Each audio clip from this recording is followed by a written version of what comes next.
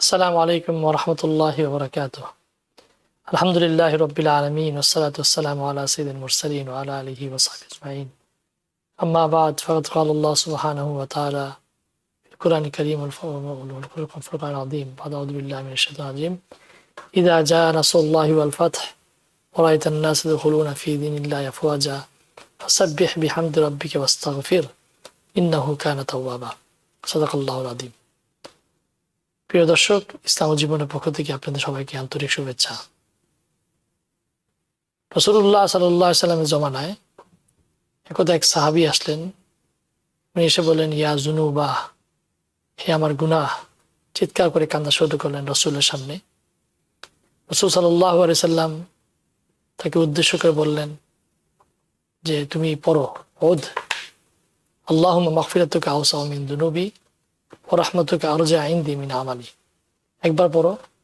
সাহাবী একবার পড়লেন, বললেন আবার পড়ো আল্লাহুম্মা মাগফিরাতুকা আওসাউ মিন যুনুবি ওয়া রাহমাতুকা আরজা ইনদি মিন আমালি। উনি আবার পড়লেন, তারপর আবার বললেন আবার পড়ো আল্লাহুম্মা মাগফিরাতুকা আওসাউ মিন যুনুবি ওয়া রাহমাতুকা আরজা ইনদি মিন আমালি। যার অর্থ হলো, আল্লাহ আপনার ক্ষমা মোর ভ্যাস্ট, অনেক প্রশস্ত আমার গুনাহ থেকে, এবং আমার আমল থেকে আপনার আশা, আপনার রহমত অনেক বেশি। রাসূলুল্লাহ সাল্লাল্লাহু আলাইহি ওয়াসাল্লাম সাহাবাকে তিনবার বললেন কুম মাগফিরাতুক, তুমি দাঁড়াও, আল্লাহ তোমাকে মাফ করে দিয়েছেন। তো প্রিয় দর্শক, আল্লাহ সুবহানাহু ওয়া তাআলা হাবিব সাল্লাল্লাহু আলাইহি ওয়াসাল্লাম যখন মেরাজের রাত্রিতে জান্নাতে প্রবেশ করলেন, আনাস ইবনে মালিক রাদিয়াল্লাহু তাআলা থেকে বর্ণিত আছে, রাসূলুল্লাহ সাল্লাল্লাহু আলাইহি ওয়াসাল্লাম বললেন, আমি জান্নাতে ওয়ালির মধ্যে তিনটি সতর লেখা দেখলাম। প্রথম লাইনে লেখা ছিল লা ইলাহা ইল্লাল্লাহ মুহাম্মাদুর রাসূলুল্লাহ। দ্বিতীয় লাইনে লেখা ছিল মা আকালনা রাবিহনা ওয়া মা তারাকনা খাসিরনা ওয়া মা কদ্দামনা ওয়াজাদনা। যা কিছু এখানে ব্যবহার করেছি, কনজিউম করেছি, what ever we consume we got benefit. যা কিছু আমরা খেয়েছি, পড়েছি, ব্যবহার করেছি, তার দ্বারা উপকৃত হয়েছি। ওয়া মা তারাকনা খাসিরনা, whatever we left behind we are loser, we lost. যা কিছু ছেড়েছি, দুনিয়া থেকে মানুষজন চলে যায়, তখন তা ছেড়ে চলে যায়, তার ব্যাংক অ্যাকাউন্ট, গাড়ি বাড়ি কিছু কাজে আসে না। তারপর রাসূল সাল্লাল্লাহু আলাইহি ওয়াসাল্লাম বললেন, আমি লেখা দেখলাম মা কদ্দামনা ওয়াজাদনা, যা পাঠিয়েছি তা পেয়েছি। আল্লাহ কোরআনের মধ্যে বলেছেন, ওয়া মা তুকদ্দিমু লিআনফুসিকুম মিন খাইরিন তাজিদুহু ইনদাল্লাহ হুয়া খাইরান ওয়া আ'যামা আজরা ইয়া আইয়ুহাল্লাযীনা আমানুত্তাকুল্লাহ ওয়াল তানজুর নাফসুম মা কদ্দামাত লিগাদ। তৃতীয় লাইনে লেখা ছিল উম্মাতুন মুজনিবা ওয়া রাব্বুন গফুর, যে গুনাহগার উম্মত, ক্ষমাশীল প্রভু। অর্থাৎ আল্লাহ সুবহানাহু ওয়া তাআলা হাবিব সাল্লাল্লাহু আলাইহি ওয়াসাল্লাম জান্নাতে যে দেখিয়ে এসেছেন, সেখানে লেখা আছে যে এই উম্মত আমাদের দ্বারা গুনাহ সংগঠিত হবে, গুনাহ আমাদের দ্বারা কমিট কুসিন, আমরা গুনাহ করব, কিন্তু আল্লাহ সুবহানাহু ওয়া তাআলা গফুর রহিম, মাফ করেনেওয়ালা। এবং হযরত আব্দুল্লাহ ইবনে ওমর ইবনে খাত্তাব রাদিয়াল্লাহু তাআলা আনহু, অ্যাকর্ডিং টু অ্যানাদার রিওয়ায়াত, আব্দুল্লাহ ইবনে মাসউদ রাদিয়াল্লাহু তাআলা বলেন, কোরআনে যদি কোনো একটি আশাব্যঞ্জক আয়াত থাকে, তাহলে সেই আয়াতটি হলো সূরা জুমারের মধ্যে, কুল ইয়া ইবাদিয়াল্লাযীনা আসরাফু আলা আনফুসিহিম লা তাকনাতু মির রাহমাতিল্লাহ ইন্নাল্লাহা ইয়াগফিরুয যুনুবা জামিআ ইন্নাহু হুয়াল গফুরুর রহিম। আল্লাহ বলেন, হে নবী, আপনি বলে দিন, ইয়া ইবাদিয়াল্লাযীনা আসরাফু আলা আনফুসিহিম, যারা অন্যায় করেছে, অবিচার করেছে, যারা গুনাহ করেছে, জুলুম করেছে তাদের নিজেদের প্রতি, অন্যায় নিজের নফসের প্রতি, লা তাকনাতু মির রাহমাতিল্লাহ, আল্লাহর রহমত থেকে সেজন্য কখনো নৈরাশ না হয়, হোপলেস না হয়। কেননা ইন্নাল্লাহা ইয়াগফিরুয যুনুবা জামিআ, যে আল্লাহ সমস্ত গুনাহ মাফ করে দেবেন। ইন্নাল্লাহা ইয়াগফিরুয যুনুবা ইন্নাহু হুয়াল গফুরুর রহিম। আবার এখানে তাকিদ দিয়ে এমফেসাইজ করে বলতেছেন, তিনি হলো গফুরুর রহিম, তিনি ক্ষমাশীল এবং পরম করুণাময়। তো প্রিয় দর্শক, এই সংক্ষিপ্ত আলোচনা দ্বারা যেটা আমরা প্রমাণ করতে চেয়েছি, যে আল্লাহ সুবহানাহু ওয়া তাআলা কোরআনের বিভিন্ন জায়গায় বলেছেন, আল্লাহু ইউরিদু আন ইয়াতুবা আলাইকুম ওয়া হুয়াল্লাযী ইয়াকবালু তাওবাতান ইবাদি ওয়া ইয়াফু আনিস সাইয়্যাত। যে আল্লাহ চান গুনাহ ক্ষমা করতে, যে রিপেন্ট করবে, যে তওবা করবে, ইস্তেগফার করবে, আল্লাহ তাকে মাফ করতে চান, এবং আল্লাহ পছন্দ করেন ক্ষমা করতে। সুতরাং রাসূলুল্লাহ সাল্লাল্লাহু আলাইহি ওয়াসাল্লাম যখন আয়েশা রাদিয়াল্লাহু তাআলা জিজ্ঞেস করেছেন, যদি আমি লাইলাতুল কদর পেয়ে থাকি, আমি কি বলবো, আমি কি চাবো, রাসূল কি শিখিয়েছেন? বলেছেন, আল্লাহুম্মা ইন্নাকা আফুউন তুহিব্বুল আফওয়া ফাফু আন্নি। আল্লাহুম্মা ইন্নাকা আফুউন, ইয়া আল্লাহ আপনি ক্ষমাশীল, আপনি ক্ষমা করতে ভালোবাসেন, সুতরাং আমাকে মাফ করে দেন। রাসূল বলেন নাই যে গাড়ি চাও, বাড়ি চাও, এই চাও, সেই চাও, বলছেন ক্ষমা চাও। ওলামারা বলেন দুনিয়াতে যদি কেউ, দুনিয়াতে সবচেয়ে বড় চাওয়া হলো আমাদের কাছে, আল্লাহর কাছে চাওয়া হলো ক্ষমা চাওয়া, ইস্তেগফার করা। আর কেউ যদি ক্ষমা পেয়ে যায়, সবচেয়ে বড় পাওয়া হলো ক্ষমা পাওয়া। এই জন্য এই ক্ষমার উপর আলোচনা তো অনেক লম্বা চড়া। আমরা যে 10টা দিন অতিবাহিত করছি আমাদের এই প্ল্যাটফর্ম থেকে, আমাদের এই TVN 24 এই প্রোগ্রাম থেকে, আমরা এটাই মানে এই মেসেজ দিতে চাই যে আমাদের দ্বারা গুনাহ সংগঠিত বেশ স্বাভাবিক। যেহেতু আমাদের বেশি 2টা জিনিস সর্বোচ্চ প্ররোচনা করছে, একটি আমাদের নফস, একটি আমাদের শয়তান। যদিও শয়তান শয়তানের ব্যাপারে বলা হয়েছে সুলফাতে শায়াতিন, আল্লাহ তাআলা চেইনড আপ, শয়তানকে শৃঙ্খলাবদ্ধ করেছেন, কিন্তু আমাদের নফস তো আমাদের সাথে রয়েছে। এই 11টা মাস আমরা যেই নফসের তাড়নায়, নফসের ডিজায়ার আমরা পুরো করেছি, এই 1 মাসেও আমাদের যদিও কমে গেছে কিন্তু তারপরও রয়ে গেছে। তো এটার থেকে বের হওয়ার জন্য একটাই উপায়, সেটা হলো সিয়াম সাধনার মাধ্যমে, যে আল্লাহ আমাদেরকে একটা প্র্যাকটিস করাচ্ছেন যে হালাল জিনিস আমাদের জন্য হারাম রেখেছেন। তো সুতরাং বাইরে যখন রমজানের পরে যখন হারাম জিনিসটা আমাদের সামনে আসবে, তখন আমরা প্র্যাকটিস করতে পারি। তো আমাদের সাথে জয়েন করেছে মাওলানা ফাইকুদ্দিন সাহেব। মাওলানা কেমন আছেন? জি আলহামদুলিল্লাহ, আল্লাহ পাকের মেহেরবানি। কেমন রোজা চলছে? আলহামদুলিল্লাহ, আল্লাহ পাকের কাজ। আমি তো অত্যন্ত আপনাকে কৃতজ্ঞ যে তারাবি নামাজের পড়া তো হয়, ব্যস্ত থাকেন, অনেক ব্যস্ত ইমামরা, বিশেষ করে রমজান মাসে বিভিন্ন দায়িত্বে নিয়োজিত থাকেন। তারপরে আমরা সময় মতন আপনি আসেন এবং সময় দেন। এবং TVN 24 কর্তৃপক্ষকে আমি ধন্যবাদ জানাবো, এত সুন্দর একটি প্রোগ্রাম পুরো মাসব্যাপী পরিচালনা করছেন। এর দ্বারা আমাদের যে ভলিউমে দর্শকরা উপস্থিত হন, এতে বোঝা যাচ্ছে আমাদের দর্শকরাও প্রোগ্রামটি সরাসরি দেখেন। তাদের অনেক প্রশ্ন, অনেক সময় প্রশ্ন নিতে পারি না, তার আগেই আমাদের প্রোগ্রাম শেষ হয়ে যায়। তো প্রিয় দর্শক, যারা প্রোগ্রাম দেখছেন, নাম্বারটি বেশি এসেছে 646, এই নাম্বারটি 3079828, এই নাম্বারে আপনারা ফোন করতে পারেন, অথবা tvqa@tvn24.com আপনারা আপনাদের প্রশ্ন লিখে পাঠাতে পারেন। তো আমি প্রথম মাওলানা ফাইকুদ্দিন সাহেবকে বলবো যে রাসূলের জমানায় অনেক সাহাবারা অন্যায় করেছেন, তাদের দ্বারা গুনাহ সংঘটিত হয়েছেন। আমাদের আহলে সুন্নাত ওয়াল জামাতের একটি আকীদা হলো যে সাহাবারা মাসুম নয়, কিন্তু তারা মাহফুজ। অর্থাৎ আল্লাহ তাদের ব্যাপারে ওয়াদা করেছেন, ওয়াকুল্লাহু ওয়াদাল্লাহ, আল্লাহ তাআলা তাদেরকে ব্যাপারে সুসংবাদ দিয়েছেন। মাদাহা আল্লাহু আলাইহিম রাদিয়াল্লাহু আনহুম ওয়া রাদু আন, আল্লাহ তাদের ব্যাপারে এ প্রশংসা করেছেন, আল্লাহ তাদের দ্বারা সন্তুষ্ট হয়ে গিয়েছেন। তো এই যে সাহাবারা যে গুনাহ করেছেন, গুনাহ মাফ চেয়েছেন, তাদের ব্যাপারে কোরআনের মধ্যেও আসছে, বিভিন্ন জায়গায় আসছে, ওয়ালা সালাসাতিল্লাযিনা খুলিফু। এই সাহাবাদের এই ক্ষমাটা কিরকম ক্ষমা ছিল, যে এই ক্ষমাটা আমরা চাইলে আমাদেরকেও মাফ করে দিবেন? কোন ধরনের ক্ষমা ছিল তাদের সাহাবাদের? দেখুন, সাহাবা ইকরাম রিদওয়ানুল্লাহি তাআলা আলাইহিম আজমাইন, তাদের মনের জগতে ঈমান এত বেশি আলোকিত ছিল যে আমরা পড়াশোনা করে বা দুনিয়ার পীর আউলিয়ারা রিয়াজাত মুজাহাদা করে যে মাকাম, যে বিশ্বাস, যে নৈকট্য আল্লাহ পাকের অর্জন করতে পারে, সাহাবা ইকরাম নবীজির সান্নিধ্যে কিছু সময় বসার দ্বারাই তারা সেই পজিশনে তারা চলে গেছে, বা পরস্পরের টাচের কারণে স্বর্ণ হয়ে গেছে, স্বর্ণ হয়ে গেছে। তাদের ভিতরে যে সমস্ত কুফরি জামানায় নেগেটিভ অ্যাটিটিউড ছিল, এটা অপোজিট হয়ে গেছে। অর্থাৎ তাদের বাঘটাকে নবীজি এসে ঘুরাইয়া দিলেন। কুফরির ভিতরে কট্টর, ইসলামের ভিতরে কট্টর। অন্যের জন্য জীবন হরণকারী, ইসলামের কারণে হলো অন্যের জীবন রক্ষা করার জন্য নিজের জীবন বিসর্জনকারী। আগে নিজের প্রাপ্তির জন্য অন্যকে বধ করত, এখন অন্যের জীবন রক্ষা করার জন্য নিজের জীবনকে ঝুঁকিতে ফেলে, বাজি রাখে। এই পরিবর্তনটা সাহাবাদের হয়েছিল নবীজির সান্নিধ্যে কোরআনের দ্বারা। এটা হলো 1 নম্বর। 2 হলো প্রিয় নবী সাল্লাল্লাহু আলাইহি সাল্লামের সাহাবাদের সংখ্যা কত ছিল? সাহাবাদের সংখ্যা ছিল বিদায় হজে 1.25 লক্ষ সাহাবী। আরো তো মদিনা ছিল বিভিন্ন, এবং সবাই তো আর হজে আসেনি, অনেক মহিলারা তো আসেননি। তাহলে যদি আপনি এগুলোকে আপনি হিসাবে নেন, তাহলে সাহাবাদের সংখ্যা 2 থেকে 2.5 লাখ হবে, 2.5 লাখ এরকম আপনার এরকম হবে সাহাবাদের সংখ্যা। এই 2.5 লক্ষ মানুষের ভিতরে পুরা 23 বছরের জিন্দেগিতে মোটে 2টা কি 3টা অপরাধের খবর পাওয়া যায়।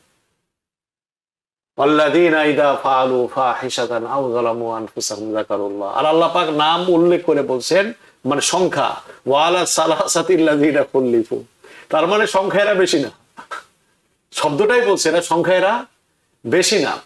দেখুন, আল্লাহ সুবহানাহু ওয়া তাআলা সাহাবাদের ভিতরে মতবিরোধ হয়েছে, কিন্তু সেটাকে পৃথিবীর অন্য অন্য বিবাদ, বিসংবাদ, ঝগড়া, কলহ হিসাবে আল্লাহ পাক চিহ্নিত করেন না। ফিমা শাজারা বাইনাহুম, গাছের পাতার সাথে তাদের মতবিরোধকে তুলনা করেছে। যে গাছের পাতা যখন নিজে হিন্দোলিত হয়, নড়ে, তখন স্বেচ্ছায় সে গাছের পাতা নড়ে না, অন্যের বাতাসে নড়ে। সাহাবাদের ভিতরে ভুল বোঝাবুঝির বিষয়টা আসছে অন্যের কারণে, অন্য ইনসিস্ট করছে তাকে, যে কারণে তাদের ভিতরে ওই ভুলের শিকার হওয়াটা সাব্যস্ত হয়েছিল। তাহলে সাহাবায়ে কেরাম তাদের যে সমস্ত গুনাহের কথা আপনি বললেন, এটা আল্লাহ সুবহানাহু ওয়া তাআলা, আমরা যারা পরবর্তী যুগে আমরা আসছি দুনিয়ায়, আমাদের সামনে ওই গুনাহের থেকে মুক্ত হওয়ার জন্য কি কাজ করতে হবে তার তো কোনো দৃষ্টান্ত আমরা পেতাম না যদি সাহাবাদের ভিতরে এটা না হতো। আল্লাহ সুবহানাহু ওয়া তাআলা তার কুদরতি ব্যবস্থাপনা এটা চাইছিল যে এরকম কিছু ঘটনা তাদের ঘটবে, এবং সেটা থেকে তারা পরিত্রাণ যেভাবে লাভ করবে, ওই পরিত্রাণটাই হবে পরবর্তী মানুষের জন্য অনুপ্রেরণা, দিক নির্দেশনা। এখন প্রশ্ন হলো এটা যে সাহাবায়ে কেরাম, যেটা আপনি আপনার যে কোশ্চেনে আপনি উল্লেখ করলেন, যে সাহাবায়ে কেরাম তারা কিভাবে আল্লাহ পাকের কাছে ক্ষমা চাইবে। প্রথম নম্বর ব্যাপারটি হচ্ছে এই, যাকারুল্লাহ ফাস্তাগফারু লিযুনুবিহিম। এখানে ফাটা কিন্তু আপনার তাকিবের জন্য না, দেরি বুঝাবার জন্য না। ফাটা আসছে ফায়ে তাআজ্জুবিয়া, ফায়ে তাআজ্জুবিয়া, মানে তারা এটা যখনই বুঝতো যে হয়ে গেছে, সাথে সাথে তারা বিন্দু পরিমাণ তারা এটা নিয়ে তারা আটকে থাকতো না, এটা নিয়ে তারা আটকে থাকতেন না, সাথে সাথে তারা এটার সমাধান তারা করতেন, এক সেকেন্ড তারা দেরি করতেন না। হযরতে আম্মা জান আয়েশা সিদ্দিকা রাদিয়াল্লাহু তাআলা আনহা, এটার হাজারো এরকম দৃষ্টান্ত সাহাবাদের আছে। গোনাহ হয়ে গেছে, বুঝতে পারছে, সাথে সাথে আল্লাহর কাছে তারা ইস্তেগফার করেছেন, ক্ষমা চেয়েছেন, লজ্জিত হয়েছেন, এক বিন্দু পরিমাণ তারা দেরি করেন। কারণ তারা এটার জন্য লজ্জার শিকার হয়েছে, এটার জন্য তারা নিজেকে নিগৃহীত করেছেন, কিন্তু আল্লাহর সামনে তারা এই অপরাধ নিয়ে উঠবেন, এটাকে কোনোভাবে তারা রাজি হয় না। আমি একটা, যেহেতু আপনি বলছেন, আমি একটু ঘটনাটি বলতে চাই। আম্মা জান হযরতে আয়েশা সিদ্দিকা রাদিয়াল্লাহু তাআলা আনহাকে হযরতে ওনার ভাগ্নায় আব্দুল্লাহ ইবনে জুবাইর, যিনি মক্কার গভর্নর হয়েছিলেন 55 হিজরিতে, তিনি হাদিয়া দিয়েছিলেন কিছু দিনার দিরহাম। তো দিয়ে যাওয়ার পর মদিনায় এসে যখন হাদিয়া দিয়েছেন, বিকালবেলা যখন খালার সাথে সাক্ষাৎ করতে আসছেন, এসে দেখেন পয়সা করি একটাও নাই। নিজের হাতে নিজের সেরা কাপড় তিনি সেরাই করছেন। হযরত আয়েশা, আব্দুল্লাহ ইবনে জুবাইর বললেন, হে খালাজান, আপনাকে তো আমি দিলাম পয়সা, এটা তো আপনার ব্যবহারের জন্য দিয়েছি, আপনি একটা পয়সা রাখলেন না কেন? তো আপনি তো কিছু নিজের জন্য রাখতে পারতেন। কথাটা এতটুকুই বলছে, সম্পদ হাতে রাখা। কিন্তু নবীজির সান্নিধ্য থেকে তিনি কি দেখছেন, যে নবীজির কাছে এসে কেউ চাইবে আর সে খালি হাতে যাবে, কোনোদিন আম্মা জানাটা দেখি। লা ইলাহা ইল্লাল্লাহ। বলে যে আর নবীজি কোন মানুষকে নিরাশ করেন নাই, না থাকলে বলতো অমুকের কাছ থেকে নিয়ে যাও, আমি তোমাকে দিয়ে দিই। যখনই শুনলেন যে আপনি পয়সা হাতে রেখে খরচ করবেন, সাথে সাথে কসম খেলেন আম্মা জান আয়েশা, বললেন ওয়াল্লাহি লা আতাকাল্লামান্না মা ইবনে জুবাইর, আমি আর কোনোদিন আমার ভাগ্নার সাথে কথা বলবো না, কসম খাইলেন। আব্দুল্লাহ ইবনে জুবাইর কি করলেন?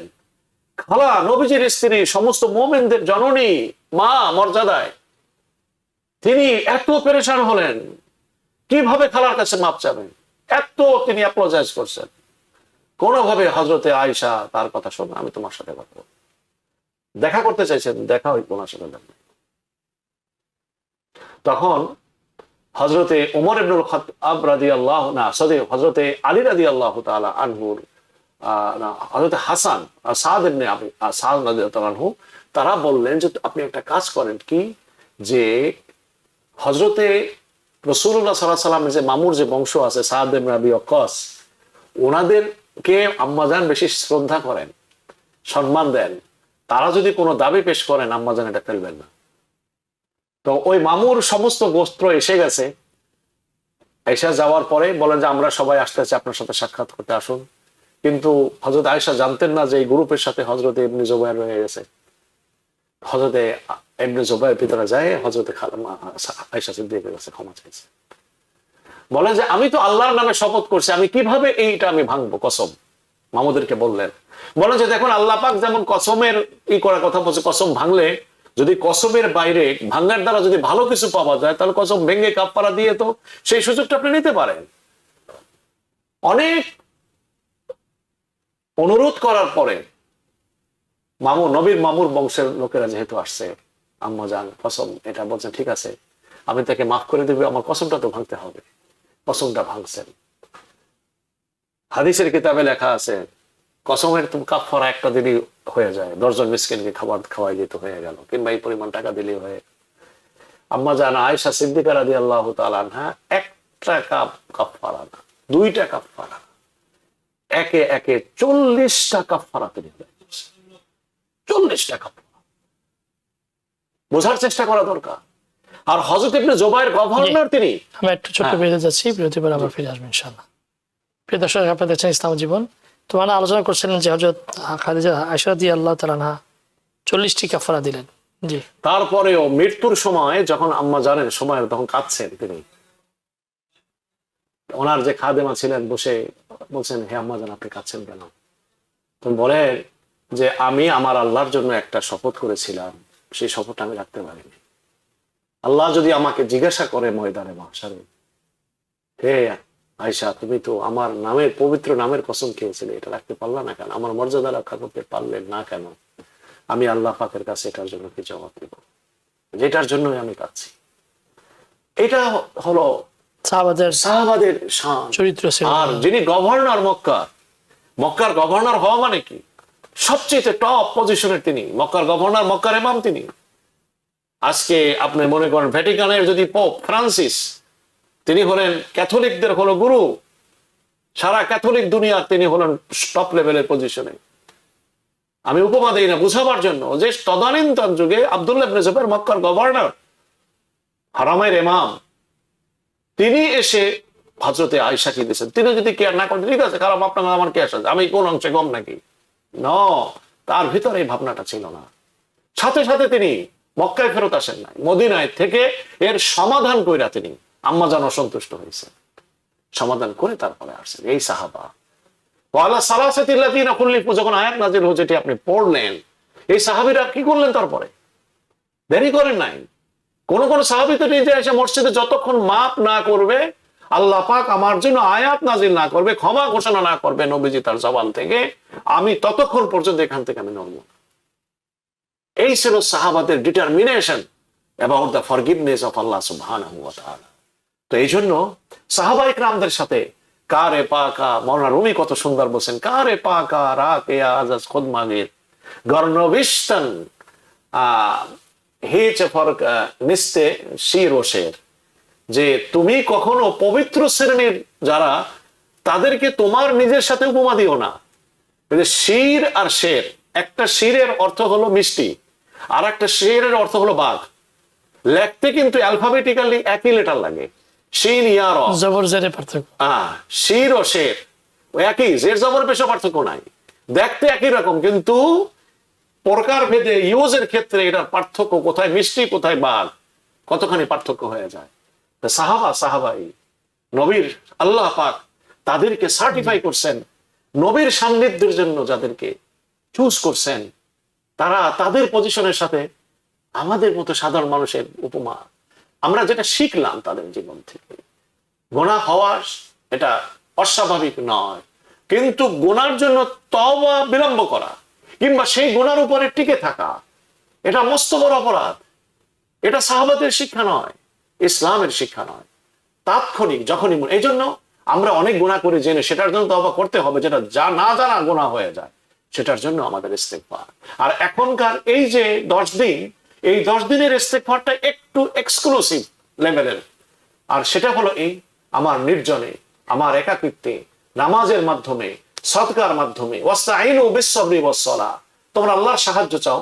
আমরা ফরগিভনেসটাই আল্লাহ পাকের কাছে চাই নামাজের মাধ্যমে। সালাতুল ইস্তিগফার আমি পাঠ করি, কোরআনে মাজিদ আমি তেলাওয়াত করি, সিজদায় যে নফল নামাজে যে আল্লাহ পাকের কাছে আমি ক্ষমা চাই, আল্লাহ পাকের কাছে এই তৌফিক চাই, আল্লাহ এমন ভাবে আমার জীবনটা তুমি পরিচালনা করার ক্ষমতা দাও, আমার থেকে যেন তোমার কোনো নাফরমানি না। প্রিয় ভাইরা, একটা জিনিস মনে রাখা এখানে সবচেয়ে দরকার, আল্লাহর ক্ষমা পাওয়া সাথে সাথে আল্লাহর ভালোবাসাও লাভ করা, দুই জিনিস। আল্লাহর ভালোবাসার জন্য সবচেয়ে বেশি হচ্ছে নফল ইবাদত তো কোরআনে মাজিদ আছে, এটা একটা বর্ণনা, কিন্তু সামগ্রিক ভাবে আল্লাহর ভালোবাসা পাওয়ার জন্য সবচেয়ে সর্বোন্নত কাজ হলো দ্বীনের খেদমত করা। দ্বীনের উন্নতি যাতে হয়, মুসলমানদের উন্নতি যাতে হয়, মুসলমান যাতে দ্বীনের গাইডলাইন পায়, সেটার জন্য মেহনত করা, দাওয়াতি কাজ করা, মানুষকে দ্বীনের নলেজ পৌঁছানো, যে অর্থ কষ্টে ভুগছে তাদেরকে তাদের উপকার যাতে হতে পারে তার জন্য সামাজিক ব্যবস্থাপনা করা, অর্থনৈতিক দুরবস্থাকে লাঘব করার জন্য পরিকল্পনা তৈরি করা, চেষ্টা ব্যয় করা ইত্যাদি। অর্থাৎ দ্বীনের খেদমতের জন্য দ্বীনের খাদেম হয়ে যাওয়া। যদি কেউ দ্বীনের খাদেম হয়ে যায়, আল্লাহ সুবহানাহু ওয়া তাআলা তাকে যে পুরস্কার দিবেন, আর যে সাধারণ পর্যায়ে মাগফিরাত পেয়ে জান্নাতে যাবেন, দুইটা এক কখনোই হবে না। ইন্না লা নুদিউ আজরাল মুসলিহিন, মুসলিহিন যে সমাজের সমস্যার সমাধান করেন, এই কাজটি করেন লিডার শ্রেণীর মানুষেরা। আল্লাহ সুবহানাহু ওয়া তাআলা চান আমার উদ্যোগ, আমার পরিকল্পনার দ্বারা দ্বীনের উন্নত হোক। আমার তো লিডার হই নাই, আমার নলেজ আছে, আমার নলেজ দ্বারা ইসলামের খেদমত করা, দ্বীনের খেদমত করা, মুসলমানদের খেদমত করা, মুসলমানদের আর্থসামাজিক উন্নতির জন্য মেহনত করা। পৃথিবীতে দারিদ্রতা আছে, 2/3 ফাইন্যান্স রিসোর্স মুসলমানদের হাতে, 2/3, অথচ 90% এই পৃথিবীর যারা খাদ্য কষ্টে ভোগে এরা এই মুসলমানরাই, শেল্টিং এর প্রবলেমে ভোগে মুসলমানরাই, ডিসপ্লেসের সমস্যায় ভোগে মুসলমানরাই, গৃহযুদ্ধে ভোগে মুসলমানরাই। যে কোনো অ্যাসপেক্ট আপনি সমস্যা আনেন, প্রত্যেকটা অ্যাসপেক্ট মুসলমানদের সমাজে রয়ে গেছে। এটা তো হওয়ার কথা ছিল না। সারা পৃথিবীতে এক পরিসংখ্যানে দেখা গেছে মুসলমানদের জাকাত হচ্ছে আপনার $450 বিলিয়ন মুসলমানদের জাকাত হয়। যদি 10% একটি রাষ্ট্রকে দেওয়া হয়, $14 বিলিয়ন, একটি গরিব দেশ পুরা তাদের দারিদ্রতা থেকে তারা বেরিয়ে আসতে পারে। প্রতি বছর কমপক্ষে এরকম ভাবে আপনি কতগুলো আপনারই করা যায়, আপনি চিন্তা করেন দারিদ্র 40 বিলিয়ন ডলার যদি আপনি দেন, আপনি হিসাব করে দেখেন, তাহলে পৃথিবীর মুসলমানদের ভিতরে দারিদ্রতাই থাকে না। শুধু মিসম্যানেজমেন্ট, মুসলমানদের শুধু সামাজিক পারস্পরিক গভীর বন্ধনটা নাই, যে উপরের সুযোগ সুবিধাটুকু নিচে আস্তে আস্তে এক্ষেত্রে যেন কোনো জায়গায় আটকে না যায়। বরাদ্দ আমাদের গভর্নমেন্টের হয়, মাঝখানে মন্ত্রী খায়, এরপরে এমপি খায়, এরপরে এলাকার উপজেলার যিনি চেয়ারম্যান তিনি খান, তারপরে মেম্বার খান, যাইতে দেখা যায় আর পৌঁছায় না। যে আসল মানুষ এই যে সম্পদ, এই সম্পদটা যাতে করে মানুষের কাছে পৌঁছে যায় তার জন্য চেষ্টা করা। দেখুন, আমরা না বোঝার কারণে কত ধরনের আমরা বঞ্চিত হয়েছি। মুসলিম বিশ্বের যারা চিন্তাশীল, যাদের দায়িত্ব, যারা পরিবর্তন করতে পারে, তাদের এই চিন্তা করা দরকার। দেখুন, ব্যাংকের সমস্ত টাকা কিন্তু পাবলিকের। আমাদের একজন দর্শক অনেকক্ষণ অপেক্ষা করছে। দর্শক যে লাইনে আছেন প্রশ্ন করুন। আসসালামু আলাইকুম। ওয়ালাইকুম আসসালাম। হুজুর, আমি জামাইটাতে থাকি, নুরুন্নাহার হক। আমার দুই একটা হলো যে আমি জাকাত দিব, এইটা কি আমি আমার ক্রেডিট কার্ডের কিছু লোন আছে, এইটা কি আমি ডিডাক্ট করতে পারি আমার জাকাত থেকে? আর বুঝছেন আমার কথাটা হুজুর? জি, বুঝতে পারছি। হ্যাঁ, মানে আমি ওই জাকাতটা দিচ্ছি, সারা বছরই দিয়ে যাচ্ছি, সারা বছরই তো দেওয়া যায়। আর আমি শুনলাম, আমার মেয়ে বললো যে এটা ক্রেডিট কার্ডের লোন থাকলে এটা থেকে ডিডাক্ট করা যায়। আচ্ছা, একটা প্রশ্ন। আর দুইটা হলো হুজুর, আমি মসজিদে তারাবি পড়ি, কোন সময় আমি 12 রাকাত 8 রাকাত পড়ি, তখন আমি কি দিতে ইমাম তো উনি তারাবি পড়াচ্ছি, আর সেই টাইমে কি আমি দিতে করতে পারি? কেন অনেক মহিলারা দিতে পড়ে ওই সেম টাইমে, এইটা কি ঠিক আছে? এই দুইটা প্রশ্ন। যে এক নম্বর হচ্ছে যে আপনি তো ফতোয়া তো আপনার মেয়ের কাছ থেকে নিয়েছেন যে ক্রেডিট কার্ড এর যদি লোন থাকে তাহলে জাকাত দেওয়া লাগবে না? না লাগবে না, না না তাহলে ডিডাক্ট হবে, মানে এটা বাদ দিবেন। জি, জি, জি, মনে করেন ডিডাক্ট হবে, ওকে। আমি ডিডাক্ট করবো, হ্যাঁ, ডিডাক্ট deduct করবেন। করবো। শুনুন, জিনিসটা হলো মশলাটি কি। মশলা জিজ্ঞাসা করবেন যাদের কাছে মশলার সঠিক উত্তর পাবেন তাদের কাছে। এই জন্য আপনাকে ধন্যবাদ যে আপনি আমাদেরকে জিজ্ঞাসা করেছেন। প্রিয় দর্শক, দেখুন, ঋণ হলো আপনার উপরে ঋণ আছে, আবার আপনার জাকাত যাতে দিতে হয় এই পরিমাণ সম্পদ আপনার কাছে আছে। ইসলামের কাছে এই কথাটি গ্রহণযোগ্যই না যে আপনার ঋণ আছে তারপরে আপনার নেশাব পরিমাণ সম্পত্তি আপনার কাছে থাকে। এটা ইসলাম মানতে চায় না। কারণ ঋণ থাকলে আপনার নেশাব পরিমাণ সম্পদ থাকে কি করে? আপনি কেন ঋণ পে করেন না? সামাজিক বিভিন্ন কারণে আমরা ঋণ পে করি না। এখন দেখতে হবে আমার কাছে ঋণও আছে এবং আমার কাছে সাশ্রয় সম্পদও আছে, অর্থ আছে, স্বর্ণও আছে। আমি ঋণ পে করি নাই, জাকাতের টাইম যখন এসে গেছে এই লোন দেখায়া এই যে সম্পদ আমার কাছে রয়ে গেল, এই যে টাকা আমার কাছে থাকলো, এটার থেকে আমি মুক্ত হব না। আমাকে এই সম্পদের, এই অর্থের, এই স্বর্ণের জাকাত আমাকে দিতে হবে। ক্রেডিট কার্ডে যদি লোন থাকে আর এই লোনটাকে যদি আপনি ডিডাক্ট করতে চান, তাহলে এই লোনটা আপনার যে টাকা আছে সাশ্রয় ওখান থেকে দিয়ে আপনি বেরিয়ে আসেন। তাহলে আর আপনার জাকাত যখন আদায় করবেন তখন আপনারা জাকাতের ভিতরে ওটা গণ্য করতে হবে না। আশা করি আপনি বুঝতে পেরেছেন। হ্যাঁ, উনি বলেছেন যে সারা বছর ব্যাপী উনি জাকাত দিয়ে থাকেন। হ্যাঁ, এই যে আরেকটি পয়েন্ট, এটা আরেকটা কোশ্চেন, সারা বছর জাকাত দেওয়া জায়েজ না তা বলছি না, কিন্তু এখানে একটা বিপদ আছে। সেই বিপদটা হলো এই, আপনি সারা বছর জাকাত দেন, পুরো বছরের জাকাত আদায় না হওয়ার আগ পর্যন্ত আপনার মৃত্যু হবে না, এই গ্যারান্টি কি আপনার কাছে আছে? যদি আমার আপনার কাছে তার গ্যারান্টি থাকে তাহলে ঠিক আছে, আর যদি না থাকে তাহলে আমার উপরে জাকাত আছে, আমি এটা বছর ব্যাপী দিব। পেড অফ হওয়ার আগেই জাকাতের সমস্ত অংশ আদায় করার পূর্বে যদি আমার মৃত্যু হয়ে যায়, তাহলে ওই যে টাকা রয়ে গেল ওই অংশটুকুর জাকাত অনাদায়ী থেকে গেল। না, এখানে দুইটা জিনিস হতে পারে। একটা হলো যে আপনি জাকাতের যেই আমি কারো খুলে বলছি, জাকাতের যে অংশ, মনে করেন এখন আমাকে $10,000 জাকাত হয়েছে, আমি এটা রেখে সারা মাসব্যাপী দিচ্ছি, এটা একটা স্রোত।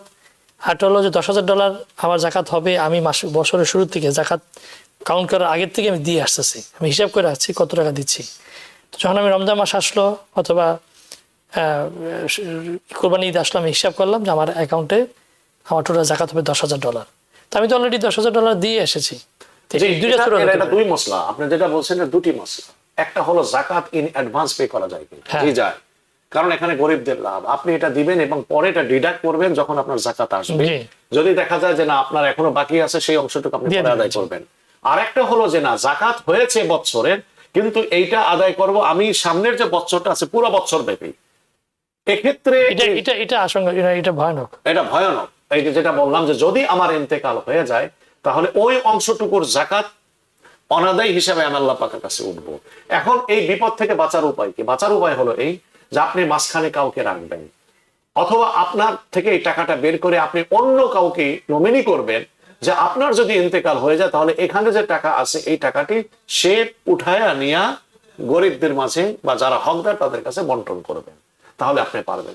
সুতরাং এই জন্য আর এই জাকাতের এই জিনিসগুলো এগুলা যত দ্রুত জীবিত অবস্থায় আদায় করা যায় তত বেশি উত্তম। 2 নম্বর কোশ্চেন যেটা আপনি করেছেন, তারাবি নামাজ 20 টাকা, তারাবি নামাজ 8 রাকাত নয়, 10 রাকাত নয়, 12 রাকাত নয়। এখন আপনি যদি তারাবির নামাজ 8 রাকাত পড়েন, পরে যদি আপনি বেতের পড়ে নেন, আপনার বেতের নামাজ আদায় হয়ে যাবে। কিন্তু আপনি যে নামাজ আদায় করেন নাই ওই অংশটুকু কিন্তু তারাবির নামাজ অনাদায়ী থেকে গেল। সাহাবাদের থেকে শুরু করে মক্কা এবং মদিনায় এই পর্যন্ত, এই গভর্নমেন্ট পর্যন্ত আসার আগ পর্যন্ত 20 রাকাত তারাবি মক্কা মদিনায় হয়েছে। 8 রাকাত কোনোদিন হয় নাই মক্কা মদিনায়। এখন এরা 10 রাকাত করছে, কারণ এখানকার পরিবেশ পরিস্থিতি একটু কঠিন হয়ে গেছে। যেহেতু ওই তওয়াফের জন্য তারা বলছে যে মানুষ যারা আসে তওয়াফ করার জন্য তাদের জায়গা বন্ধ থাকলে মাতাফের মানুষের জন্য কষ্ট হয়, এই জন্য। আর তারাবির নামাজটা তাদের কাছে নফল, পড়লে সওয়াব আছে, না পড়লে গুনাহ নাই। এই জন্য তারা এই নফলের এখানে তারা এটা কম করে ফেলছে। কিন্তু আমরা যে তারাবি পড়ি, আমাদের নিকটে তারাবি নামাজ নফল নয়, এটা সুন্নাতে মুআক্কাদা। এই সুন্নাতে মুআক্কাদা আদায় করতেই হবে। এটা আমালান কার্যে পরিণত করা, এটা ওয়াজিব। সুতরাং এটাকে কোনোভাবেই করা যায় না। উনি 10 রাকাত পড়ুক, 12 রাকাত পড়ুক, যদি বেতের পড়ে ফেলে নামাজ হয়ে যাবে, বাকিটা নফলে পরিণত হয়ে যাবে, কিন্তু সুন্নতটা আদায় হলো না। জি জি, দেখছেন আমরা ছোট্ট বিরতি যাচ্ছি, বিরতির পর আমাদের সাথে থাকবেন ইনশাআল্লাহ। প্রিয় দর্শক, আপনারা দেখছেন ইসলাম ও জীবন।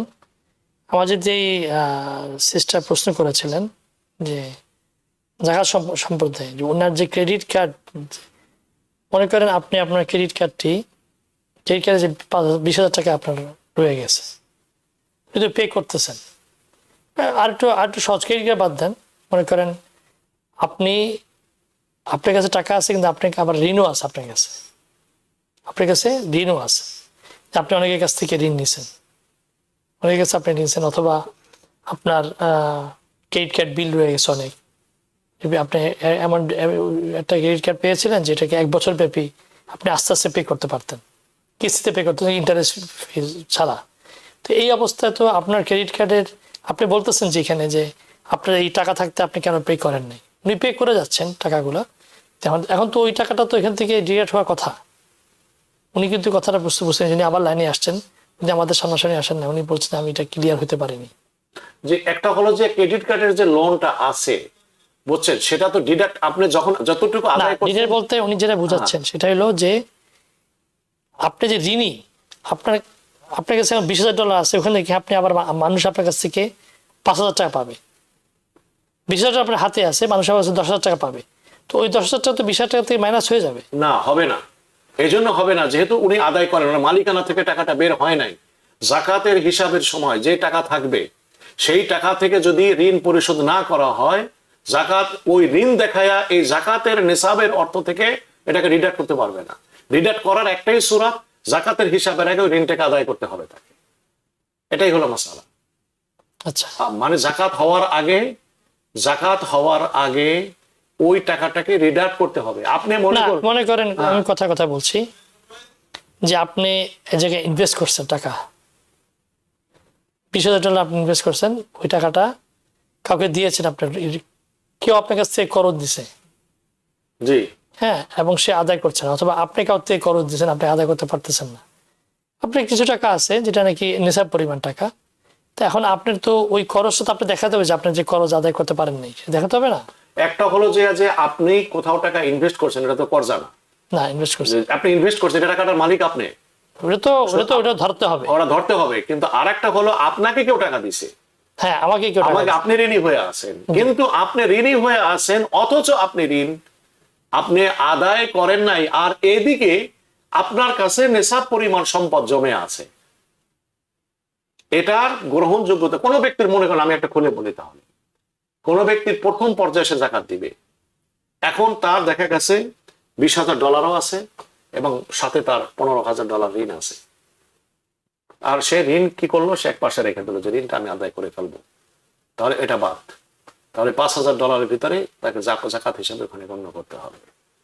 কিন্তু গত বছরও জাকাত দিয়েছেন, এবারও জাকাত দিয়েছেন, এখন ঋণ রয়ে গেছে তার কাছে, আর টাকাও রয়ে গেছে, ঋণ পরিশোধ করে নাই কিন্তু টাকা নিসাব পরিমাণ আছে, পরিশোধ করে বলতে ঋণের যে অংশটা এখনো বাকি, তাহলে এই টাকাটা দেখায়া, মানে সরি, এই ঋণটা দেখায়া এই যে টাকাটা রইলো, এটা ওই ঋণটাকে থেকে মাইনাস করতে পারবে না।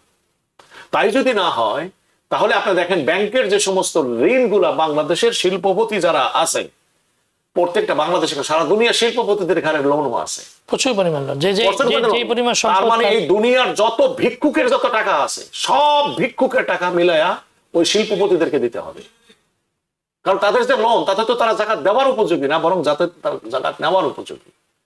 এই জন্য এই ঋণটা জাকাতের জন্য মানে নয়।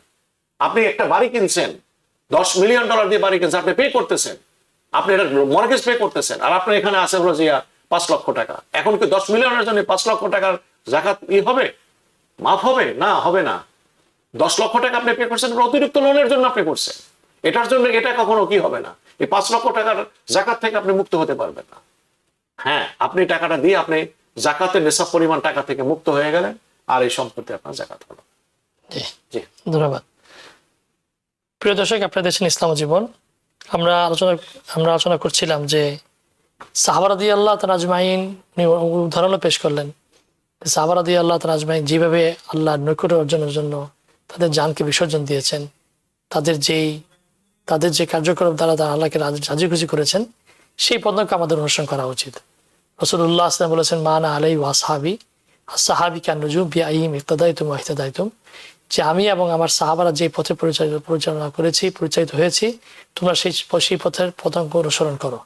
এবং একজন সাহাবিকে যদি আমরা নক্ষত্র নয় দেখি, যেমন মানুষ পথহারা মানুষ যেমন নক্ষত্র দেখে পথের দিশা পেয়ে থাকে, ঠিক তদ্রূপভাবে আমরা যদি সাহাবাদেরকে অনুসরণ করি, সাহাবাদের যেই আদর্শ, সেই আদর্শকে যদি আমরা আমাদের এই রমজান মাসে তাদের যে ক্ষমা, সাহাবারা যেভাবে আল্লাহর কাছে ক্ষমা প্রার্থনা করেছেন, যেভাবে পেয়েছেন, সেভাবে করি, আমরা ইনশাল্লাহ আল্লাহ সেই ক্ষমা পাবো, আল্লাহর কাছ থেকে সেই পুরস্কৃত হবে ইনশাল্লাহ। মাওলানা ফাইকুদ্দিন সাহেব, ধন্যবাদ আপনার আসা, আপনার উপস্থিতি। আল্লাহ আমাদের সবাইকে এই রমজান মাসের বাকি দিনগুলোতে সুন্দরভাবে যেন আমরা আমাদের তওবা ইস্তেগফারের মাধ্যমে, এবং নিশ্চয়ই একটা কথা বলেছেন, শুধু তওবা ইস্তেগফার নয়, এবং আল্লাহর মহব্বত পাওয়ার জন্য যে অতিরিক্ত কাজগুলো করা, যেই দিনের দাওয়াতের কাজগুলো করা, সামনে থেকে অগ্রসর ভূমিকা পালন করা, সেই পর্যায়ে আমাদের তৌফিক দান করুন। আজকের মতো শেষ করছি। আসসালামু আলাইকুম ওয়া রাহমাতুল্লাহি ওয়া বারাকাতুহু। TBN 24 টেলিভিশন দেখতে আজই কল করুন 7187776556। লগ ইন করুন www.totalcablebd.com। নিউ ইয়র্ক থেকে সম্প্রচারিত TBN 24 টেলিভিশন বিশ্বজুড়ে বাঙালির কণ্ঠস্বর।